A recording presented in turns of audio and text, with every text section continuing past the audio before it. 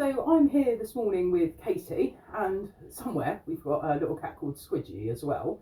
So we're just going to have a bit of a chat about cats and some of the most frequently asked questions we get. But actually, just in case he makes an appearance, do you want to start off by telling us a little bit about Squidgy? Yeah, so Squidgy is a 12-year-old boy that is in with us at the moment with a hopeful home to go to once we're out of lockdown. He has come into us as he was really unhappy in a home with small children. He was still quite worried when we had him in the cattery, so he has been lucky enough to come out into our cat garden for a bit more space, and he has absolutely blossomed since he's been out here with the extra bit of space where he can go where he wants, kind of wherever, when he wants. So even if we're up here, he doesn't necessarily need to be with us. He can be pootling around, but he's become so affectionate since he settled in with us and doing really well. Oh, so that's great news. So can you just, because obviously people can only see you in your chair at the moment, can you just tell us a little bit about the difference between where cats are normally housed and what you're referring to as our cat garden? Okay, so we generally have the cattery pens where they've got an inside and an outside area where it's obviously a little bit smaller than what we've got up here. So our cat garden is this kind of room, shed I guess. We've got a little cat flap here, and then we've got a green outside area that's kind of garden sized up here for him, and he has the opportunity to poodle around in there or come up here and sit in the nice and warm, especially at the moment. Oh, sounds fantastic, and it sounds like Squidgy is a very lucky cat. He is. So we've been getting a lot of calls recently about people asking advice on their cats and some specific behaviour issues. It feels like we've been getting more calls in the last, I don't know, sort of 6 to 8 months. Is that the case? Do you think there's a reason for that? I think a lot of people are spending more time at home, obviously, with the lockdown that's happening, and they're kind of watching their cats a little bit more. I think there's also a certain amount of the cats are also then trying not to be around their humans quite as much sometimes because this isn't normal for them, this isn't their routine normally.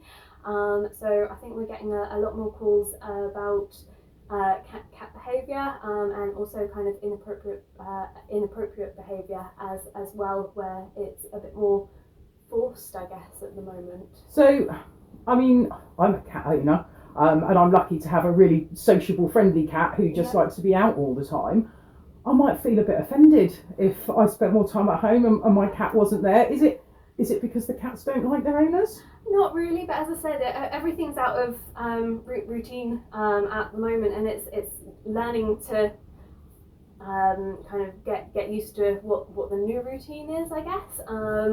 And it can be a bit of a mixture of everybody in the household. You're kind of saying if it's just one person in the household, then that's going to be very different to a multi-cat household or anything like that, or even if the dogs are around more because the owners are around more and stuff like that. So it's kind of just learning to make sure that your cat's still happy even with everything that's changing at the moment.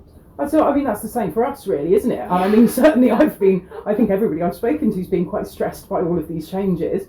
And even when those changes mean staying at home in actually what is a familiar environment to us, so if we're finding it stressful, actually imagine the impact on the cats. And I don't think we do, and I have to say it's not something that I'd really thought about. So with the behavioural problems, what do you think, what are some examples of things people are asking us about? So litter tray issues, so obviously as well, I mean, winter we often get a lot of litter tray issues anyway, because actually cats want to be fairly delicate and they don't want to go outside while it's raining and snowing and toilets out there. Actually, it can be as simple as that. But obviously stress can equal litter tray issues quite a lot. So when you're talking about litter tray issues, so inappropriate urination or kind of going to the toilet in a thoroughfare as such, and a lot of this that can kind of flag up that there's they're telling you there's a problem. Yeah. Basically. So if my cat starts toileting on the floor, and I'm quite happy to clear that up, I mean, at the end of the day, I love him, and if he has a little accident, to be totally honest, I'm quite happy to clear it up. Is it really a problem? There's going to be a reason why especially if it suddenly started happening. There's definitely a reason behind that needs to be looked into, definitely. And what sort of reasons can cause a cat to toilet? I mean, I'm struggling to understand the association between a cat being unhappy and deciding to use my carpet instead of a litter tray. What sort of things actually do you think cause that? Is there a common issue? So, as I said, stress is a really common issue, and that can be from being kept in, so indoor-only cats, or kind of multi-cat issues, especially at the moment where people are kind of taking on more animals out of possible boredom of being at home. Actually, the original cat isn't that happy that it's got some new apparent playmates, and it can kind of just kind of go from there. So if I had cats already, and I mean I have a cat and I love cats, I've got a house full of cats, what would you say to somebody if they've got an existing cat or cats and they want to get another cat or cats? For us it's an absolute joy to bring a new pet home, but from what I'm hearing, might not be the same for your existing cat. Not particularly. A lot of the time the cats are actually preferring to be only cats in the household. I know that there's always that kind of, but I've always heard that a cat needs a friend, where actually the more we learn about cats, the less likely that actually is, and they actually prefer a lot more kind of one-on-one with their humans, and not having to worry about actually, so the other cat has already gone in the litter tray, so actually that cat then won't particularly want to go in the litter tray, and kind of all about resources, and you can often get one cat dominating the resources and the other cat feels very, very worried, and you'll often see a very different behaviour of the more worried cat once the more dominant or once the more outgoing cat isn't there anymore, and we've had lots of phone calls previously about, oh hi, my more outgoing cat has just passed away. We've still got one that's a lot more nervous, although the cat has been showing different behaviour and a lot more outgoing behaviour since the other one has passed away, and kind of questions on whether they should then take another cat on because that one must be missing the more outgoing one, which a lot of the time isn't the case, and actually the more nervous one is a lot happier now to be on its own because actually it can do whatever it wants now. So what you're saying then is actually I could have two cats at home and think that I've got one really happy, confident cat that's really helping out my quiet, shy cat, and actually maybe my quiet, shy cat is a bit scared of my other outgoing cat. Okay, so what would you say to somebody who's listening to this, who's got two cats at home, and up until now they've just thought that they've got one outgoing cat and the other cat's just a bit shy? Now you're saying that actually the shy cat might be scared. What should they be looking for to know what that relationship is like between those two cats? So looking to see if they're choosing to sleep together, so making sure that's kind of a mutual decision, rather than one just constantly kind of going over and sleeping next to the first one, and kind of seeing if that first one then instantly moves away or anything like that. So grooming behaviour as well, seeing if they're grooming each other, can be a kind of very, very good signal, and that they're able to kind of share resources. So resources can be food and water, as I said earlier, litter trays, and toys and stuff like that, and also kind of not guarding cat flaps to the outside area, and kind of taking it from there. But obviously there can also be a very, very sure sign of actually if one's just literally hiding away constantly, and it is kind of just those kind of things to look out for. Yeah. So if somebody is in that situation and they've got one cat that's hiding constantly and the other cat seems to be doing okay, what would you recommend somebody to do? Ask them to phone us, to be 100% honest, Yeah. and just see if there is anything to change in the household that might seem really trivial but could possibly help that cat. And sometimes the people have given us a call and a decision has been made to bring them into us, and so rehome that nervous cat, as obviously they're not having a very good time at home at the moment. And we have actually had quite a lot of those telephone calls recently, where people have been spending more time at home, and then they've suddenly noticed that actually said cat does spend 95% of their time in a wardrobe, or we've had one recently under the floorboards, and actually they've come into us and really blossomed, and we've been able to find them a home where it's only been them in the home, and we've had some fantastic photos back about how well that cat is doing. Now that must be really, really difficult for an owner, because I think we all think that places like this are full of animals that nobody wants anymore, that aren't loved. So you're saying to people, even if you really love your cat, and you're giving it everything it needs, so it's getting its vaccinations, it's getting all its veterinary treatment, you're providing it food and water, you've got a lovely home, you're still saying that actually, if your cat isn't coping with the other cat, they'd be better coming into a rescue. Yeah, at the end of the day, you've got to make sure that the home environment is the best place for any animal that you've got, and if it isn't working, we can help. Yeah. And is there anywhere else people can go to get some more information on looking at their cat's behaviour, seeing if they're happy, and maybe about multiple cats living together? Yeah, so International Cat Care have got some absolutely fantastic resources on their website to have a look at, and I think they've got bits and pieces and facts for pretty much anything that you can think of. Yeah. I think they've got something for it. Yeah, because it's quite a meaty topic, and I think it's certainly from the phone calls we get, it's something that a lot of people don't know a lot about. So what other behavioural issues are we dealing with at the moment, or are you getting asked to help with at the moment?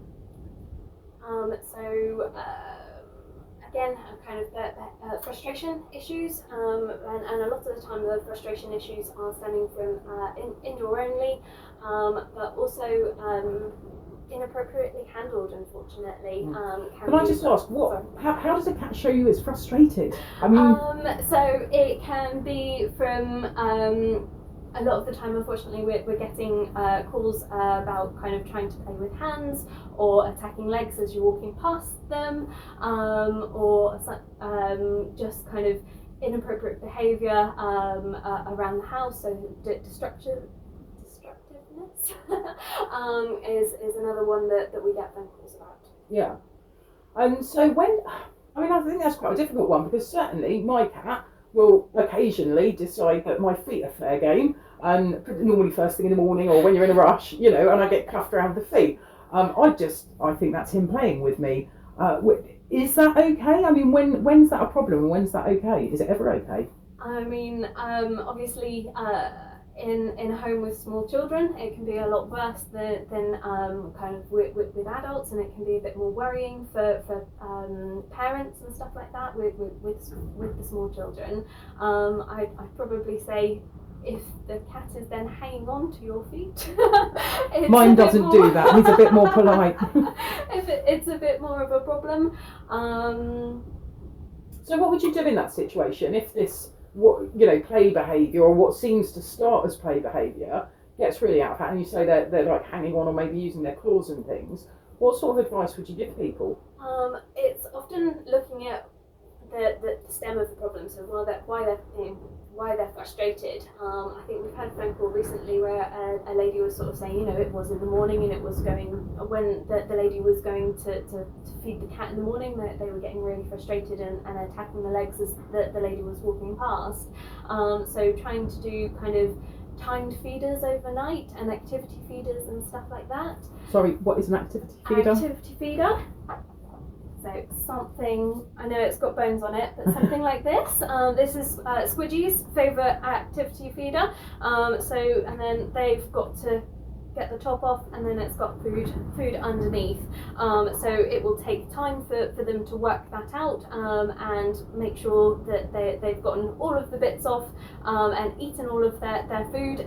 It just takes a little bit more time and effort to be able to eat something like that.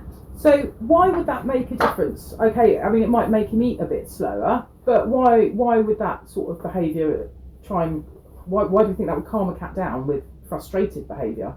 They're having to use their brains a little bit more, and they're having to work it out, and it's well, I mean, I suppose we have to work for our dinner, don't we? You know, we're not sitting at home and, well, maybe some people are sitting at home and getting everything brought to them, but I'm not, so I'm a bit disappointed. So you've mentioned a couple of times while we've been talking about indoor-only cats. Now, I've spoken to a lot of people who would like to keep their cat indoor-only to keep it safe. They've got them from kittens, they've never been outside. So if a cat's never gone outside, is it a problem to keep them indoor-only? I mean, they're not showing a full range of their natural behaviour whilst they're being kept indoors. Obviously, hunting and stuff like that, which is completely and utterly natural for cats, isn't really able to be shown as much indoors. But also just kind of being able to get out and about and prowl around the neighbourhood / garden, I guess, for a lot of cats is just really good for them.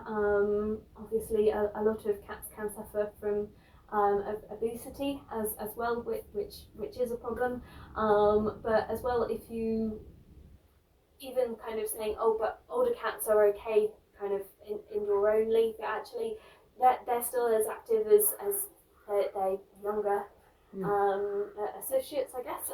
So if a cat came in here for rehoming that had been kept indoor only, would you rehome it to an indoor only home? It definitely depends on the cat and what they're kind of behaviourally showing, but generally we're going to look for at least a garden for them to be able to potter around in, as again, one of those where we get photos and stuff back from cats when they're out in their new forever homes of the first time they've seen grass, or the first time that they've been able to have an absolute hoolie around the garden, is just so nice and so amazing. I mean, I can tell by your face that this is obviously a part of your job you really enjoy. Definitely. And it sounds like actually it's something you've had quite a lot of experience of. So are we getting in a lot of cats that have been kept as indoor only? Yeah, definitely. And a lot of the time it is going to be frustration, is the reason that they come into us if they have been kept as indoor only, and then actually being able to rehome them to a place where they are able to go outside and just hear the stories about what they're getting up to, and kind of the first time that they managed to climb a tree and accidentally get caught up there and stuff like that. That it's just so nice, and you know that kind of just shows how much better it is for the cat to be able to go outside. Yeah. Oh, it's all fantastic and very interesting. It's a shame that Squidgy hasn't made an appearance, but clearly he's not enjoying the invasion of his quiet little room today, is he? That's okay. You know, it's his prerogative not to join us, and that's absolutely fine. And hearing what you've said, that seems to be really what you're sort of advising with cats is actually cats will be cats, and it's kind of supporting them in being able to be who they are, really. Yes, definitely. Oh, fantastic. Oh, well, thank you very much, Katie. Thank and you. thanks, Squidgy, wherever you are.